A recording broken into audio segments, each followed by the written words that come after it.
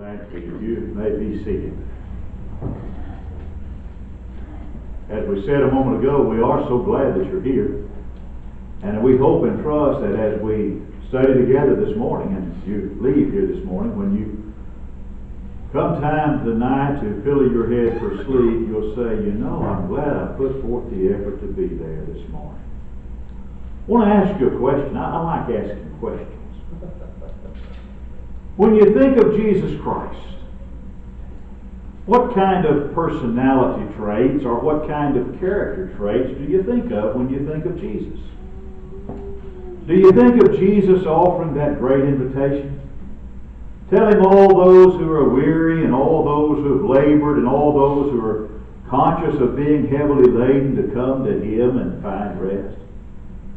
Do you think of Jesus the way the artists have pictured Him and the way people so often talk about Him as the gentle Jesus, meek and mild?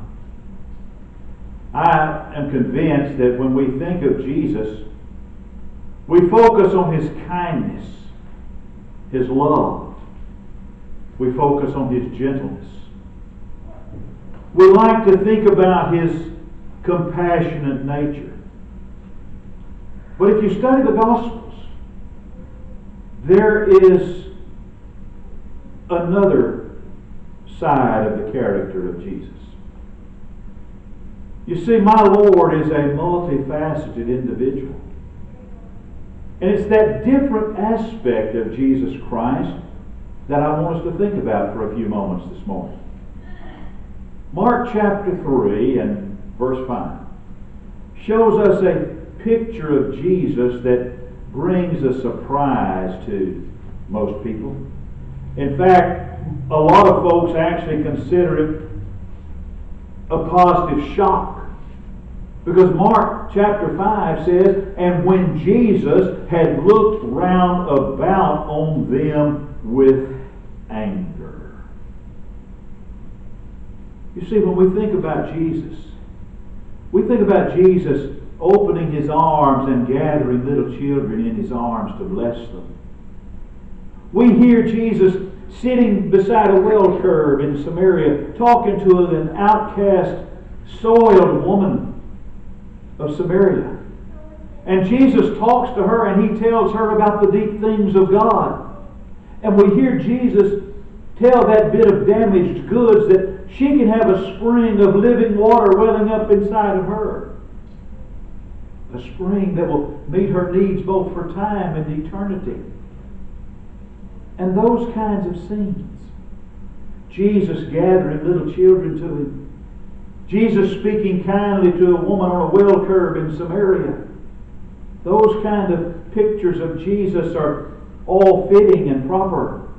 And those are pictures of Jesus that are pleasing to us. But in our text, we see that same gracious, kind, loving, tender-hearted man with his cheeks flaming with anger. We see Jesus with his eyes flashing fire. And to us it seems a bit out of character. And when we read Jesus looked upon them with anger, it almost makes us shrink back with amazement and gasp. And why? Why does this anger of our Lord take us so much by surprise? Well, to be blunt, anger is not something that has an untarnished reputation. The ancient Greeks and Romans did not list it among the desirable virtues of character. When Paul in Galatians 5 tells us that the fruit of the Spirit is love, anger is not one of the attributes of love that Paul mentions in Galatians 5:19. When Jesus gives us the Beatitudes and He says, "Blessed are the poor in spirit, blessed are the meek," Jesus nowhere in the Beatitudes says, "Blessed are the angry." You see, anger is something that we don't talk about a lot, we don't want to talk about. And anger, yet, is not something that is distinctively human. Make no mistake about it. Everyone can become angry. So anger is no mark of distinction. Beasts of the field can also become angry. I read one time about a schoolmaster in a frontier school. A man that believed very strongly in the study of Latin and the study of Greek. And he gave special attention to the study of Latin and Greek. Well, it seems one day a quite rugged man came to see the headmaster. And the man told the headmaster he strenuously objected to his son being taught things like Latin and Greek. And red-faced and in a heated way, he said, I want my son to have a practical education.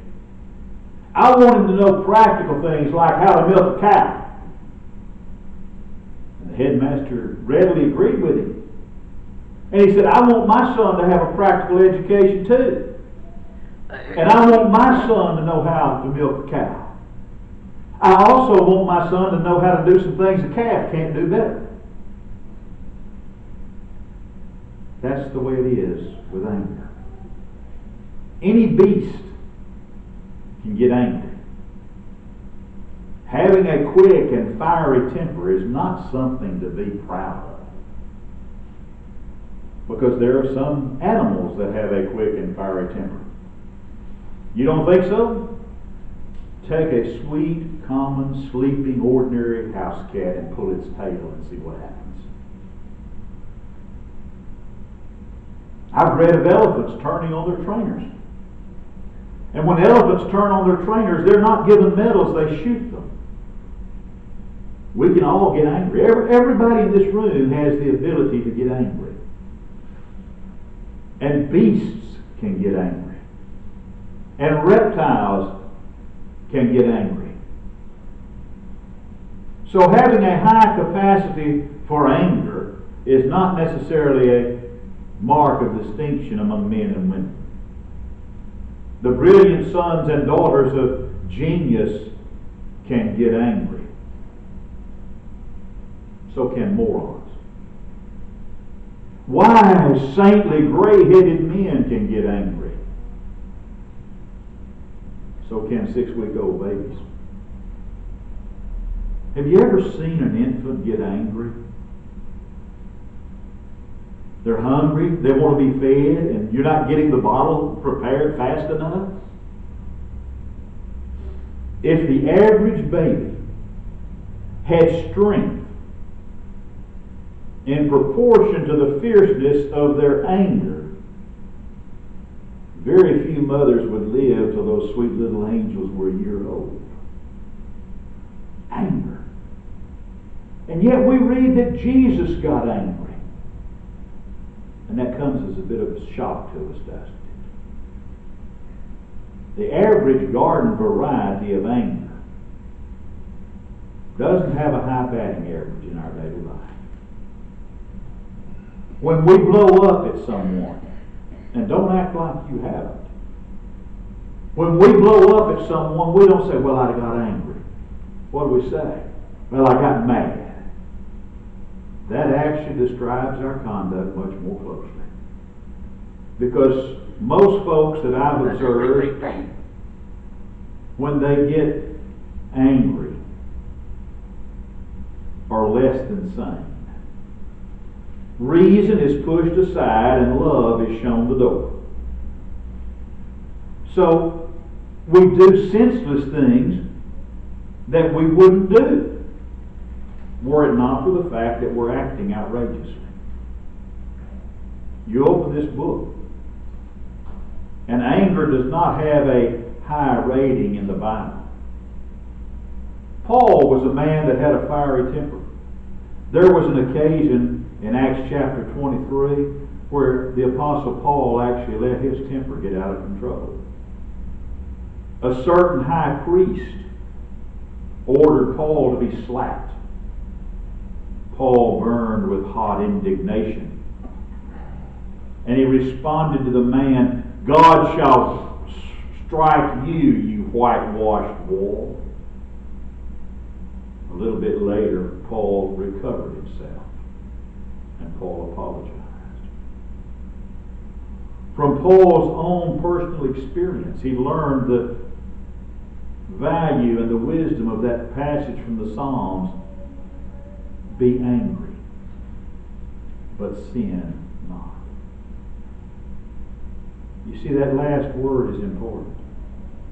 Be angry, but sin not. You see, my friends, anger often gives birth to sin. Anger makes us break off diplomatic relations with one another. It causes us at times to fret and to puff up and pout.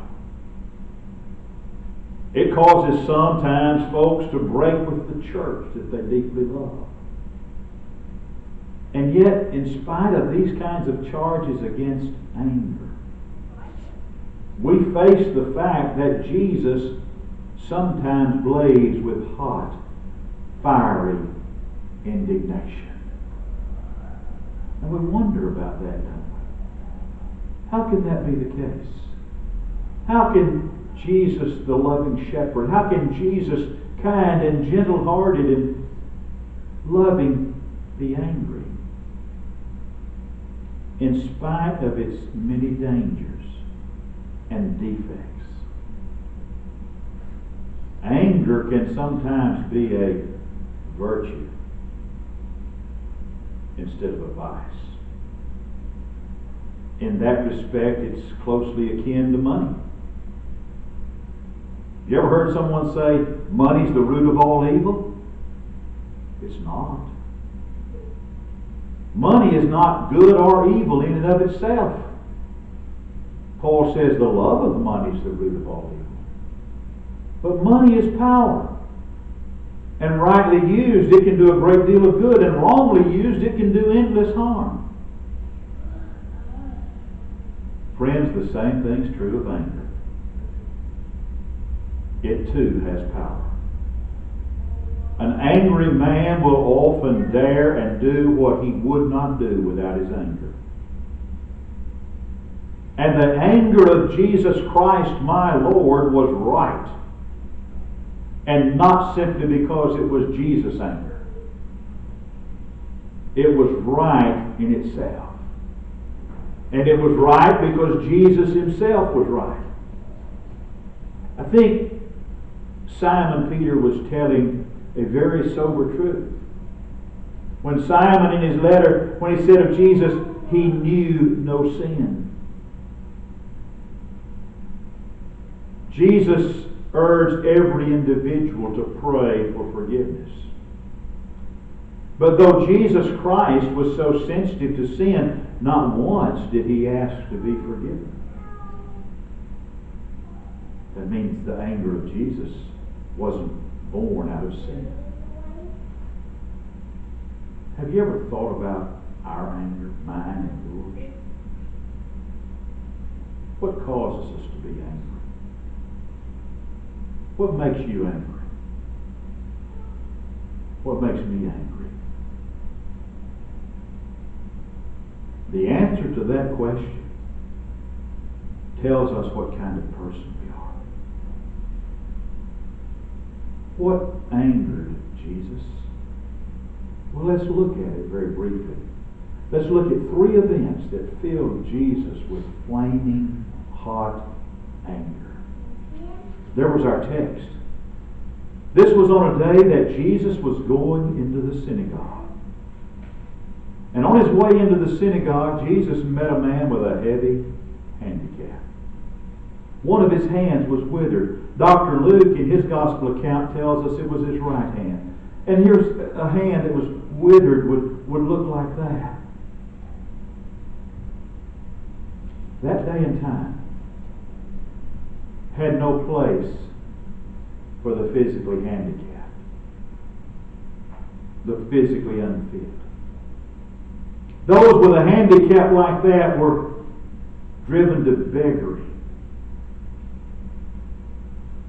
But Jesus was ever willing and eager to give people a chance. And Jesus was eager to give this man a chance.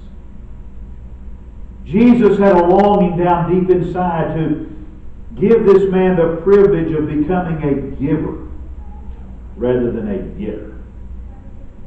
Now on the surface you'd think, well, everyone should agree with Jesus on that, to allow this man to overcome this handicap. But that day there were certain religious people, the Pharisees in particular, who did not agree with Jesus.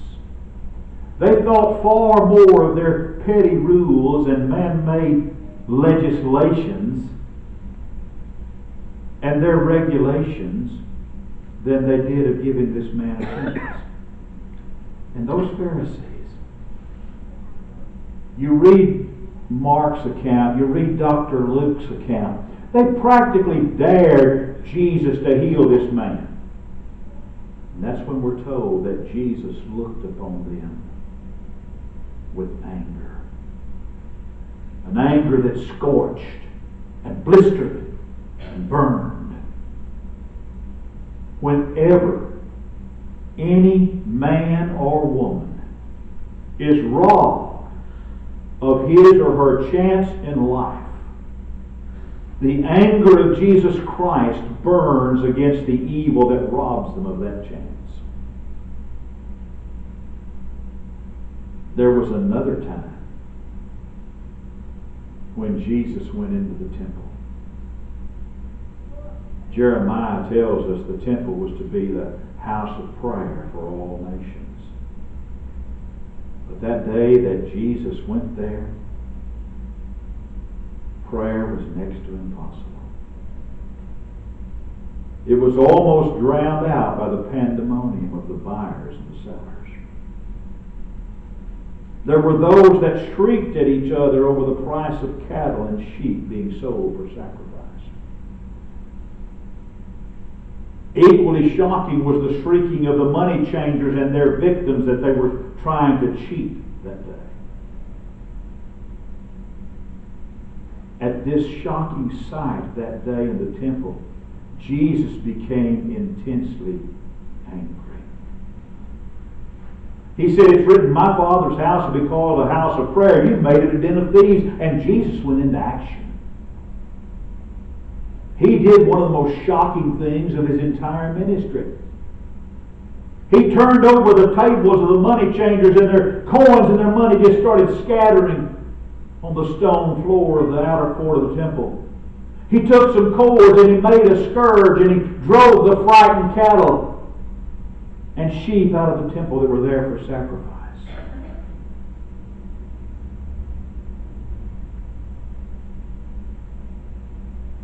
It angered him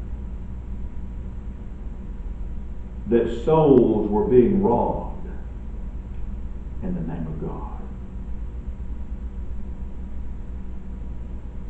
Robbing a man or a woman of their right to meet God filled Jesus with a holy anger in that far-off day. I wonder what Jesus would have thought over the past year as governments sought to keep churches closed and liquor stores open. How the anger of Jesus might have burned and blistered of people being robbed of their right to worship God. There was another time that Jesus burned and blazed with anger. And that was when his misguided friends got in the way of little children.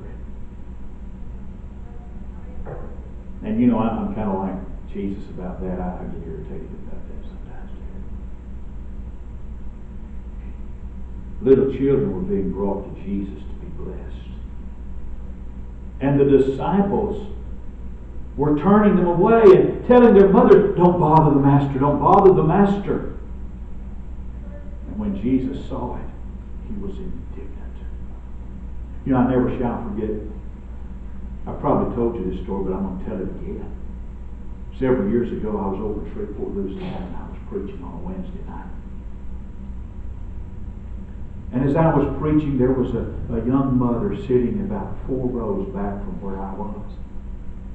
Had a baby. That baby wasn't 2 weeks old. And as I was talking and preaching, that baby started fretting. You know why? That baby wanted a bottle. And this poor woman, she's turning red in the face, and she's scratching through that diaper bag as quick as she can to get a bottle. It was okay. Well, she's sitting about 3 rows back from me, and over here is this older man, and he does this number. Cuts his eyes over there. Just staring at it. So I stopped. I said, isn't that sound of that baby crying pretty? I said, some people get upset listening to a baby cry in church, and I always look forward to hear a baby cry in church. And then I looked straight at him. I said, as long as the sound of babies crying can drown out the sound of old people coughing, the church is going to be just fine. And then I went on with my story. They never asked me back there, Leon. Wonder if that had anything to do with it. Well, if I was confronted with that situation again, do you know what I'd do? I'd do exactly the same thing. That's what happened with Jesus there. The disciples said, don't bother Jesus with these little children. And he was indignant. He said, don't forbid these children to come to me. So tender was the love of Jesus for those little children that he made the declaration, it would be better to be drowned in the sea with a millstone around one's neck than to cause one of those little children to go wrong. Write this down. It's on your final exam. Jesus' anger was a righteous anger. It was an anger that was right. You see, the anger of Jesus was right because it was never born out of self-love. Jesus never blazed hot with anger because of some injury or insult that was directed at him. You remember what Peter wrote about him? When he was reviled, he reviled not again. He did not seek to retaliate. He did not seek to get even. Now Peter's a different story. Peter was an apostle that had flammable written all over him. And yet he could never cease to marvel at this characteristic of Jesus. And how different is that from our attitude most of the time? We get angry. Jesus never got angry at a wrong that was done to him personally, but most of us seldom get angry for any other reason. There are a lot of folks that can look with quiet eyes as might triumphs over right. We see that a lot in our day and time. But it's only when they themselves are wrong that they blaze with anger. But the anger of Jesus always led to helpful action. When I get angry, I always want to strike back at the person that did something to me. And don't look so horrified like I'm the only person in this room that feels that way either. I would be so bold as to say there's a lot of folks that feel that same way. But that wasn't the case with Jesus. Jesus had a longing down deep inside to give both the person that was wronged and the wrongdoer a chance. When Jesus cleansed the temple that day, he was seeking no less to help those who were cheating as he was those who were being cheated. In fact, if you study the life of Jesus, if you think about it, and he went to die for the robbers and the robbed in the temple on Friday that same week. The anger of Jesus always was born of a right motive. But what about our anger? The Bible tells us that there are 4 different kinds of anger. There's sudden anger. Anger that must be brought under control. There's sinful anger. Anger that must be condemned. There's stubborn anger. Anger that must be conquered. And then there is righteous anger. The anger of Jesus. Brethren, that's the kind of anger we've got to have. That's anger channeled in the right direction. Remember, Paul wrote in Ephesians 4:26, "Be you angry and sin not." Maybe that's what the church of the 21st century needs. Maybe we need an infusion of anger. Maybe it's time for us to become angry at the corruption of our world. Maybe it's time for us to become angry at the forces of evil running rampant in our society. Maybe it's time for us to be angry about the millions of unborn children murdered every year in the name of abortion. Maybe it's time for us to be angry about the way crime and murder, rape, and things of that nature are increasing. Maybe we need to be angry about the abuse of drugs and alcohol in our society. Maybe. Just maybe we need to become angry. Because there are millions of people who are dying and going to their grave and passing to judgment without Jesus Christ in their lives.